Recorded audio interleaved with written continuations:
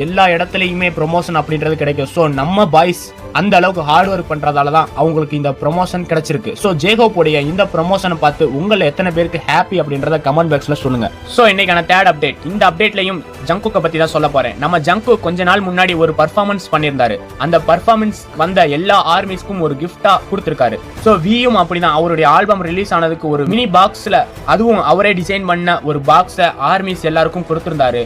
அதுல யோன்டன் பிஸ்கட் அப்புறம் அவருடைய வி ஆல்பம் உடைய ஸ்பெஷல் போட்டோஸ் அவருடைய ஆட்டோகிராஃப் இது எல்லாமே இருந்துச்சு. இப்போ அதே மாதிரி நம்ம ஜங்குக்கும் பாத்தீங்கன்னா கோல்டன் அப்படின்னு சொல்லிட்டு ஒரு பர்ஃபியூமை ரெடி பண்ணி ஆர்மிஸ்க்கு கொடுத்திருக்காரு. சோ அடுத்து இன்னைக்கான ஃபோர்த் அப்டேட். இந்த அப்டேட்ல நான் யாரை பத்தி சொல்ல போறேன்னா நம்ம ஜிம்மினை பத்தி தான் சொல்ல போறேன்.